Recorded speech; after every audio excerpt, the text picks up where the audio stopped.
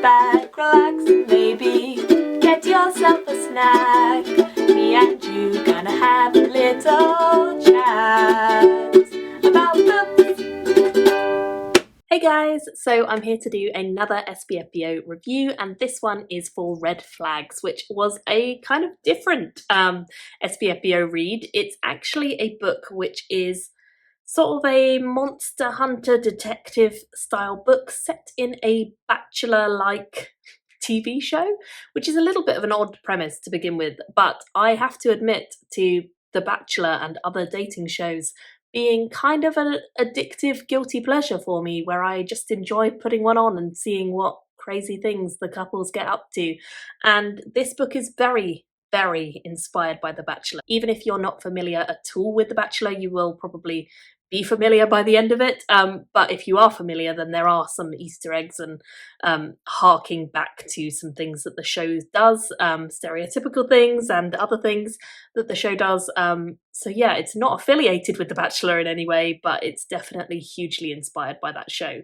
And what would happen if we had a first non-white gay main character who was trying to find love, and that main character was not only the main character of the show, but also an agent for a secret organization who hunts down supernatural beings, and he is on the show in order to try and hunt down a supernatural demon being.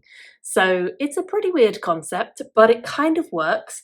I definitely found the first section really interesting, kind of the build-up of why is this main character here? He's called Matteo, and he's obviously an agent, but he also has an interest in kind of representing himself on this show as the first non-white main character.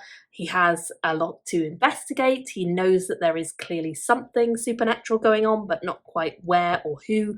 He's kind of been sent there with not an awful lot of information and has to do a lot of digging around as he gets there. So it's a weird one. And it felt like it kind of hit the ground running as well. We're like thrown straight into the set of this TV show. Things are kicking off. Everyone's kind of running around a bit like headless chickens trying to figure out what's happening. And he's kind of just there in the midst of it all and trying to keep on top of what exactly should he do next to uncover who this supernatural being is. How is this TV show going to kind of work its way into all of that? Is it going to be a help or a hindrance? Spoiler alert, hindrance.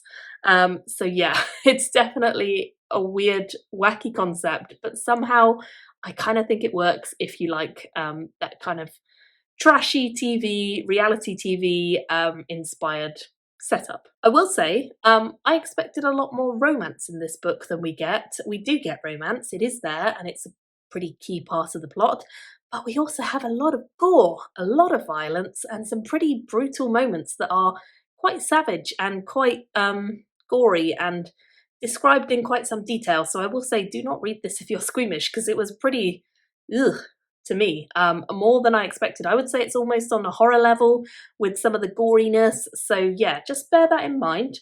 It's not a light rom-com style book or romantasy book in any way.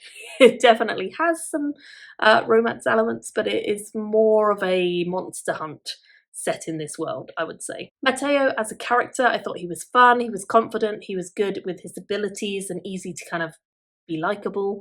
He didn't feel like he was a hugely interesting character who I was going to come away and like contemplate anything about, but it was nice to see a bit of a different slant to The Bachelor and how it might be as an LGBT setup, and with him at the main point. There were a few sort of minor discussions of how things would be different this season because it was him, and I liked seeing them, but I think more could have been done with that.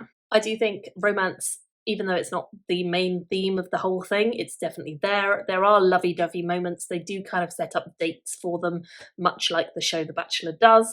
So there is that, and there are some little bit sickly sweet moments in this book, so that might not be for everyone.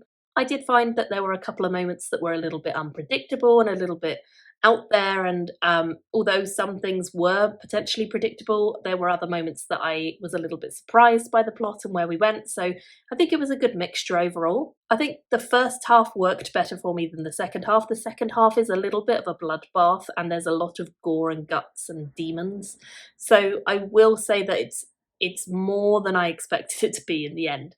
And I don't know how well it's going to work for everyone because of that. I do think it takes some turnings that I wasn't necessarily anticipating. And I think some people are going to be pretty shocked by the way that it goes. And yeah, it was not lighthearted by the end, but it feels quite lighthearted at the beginning.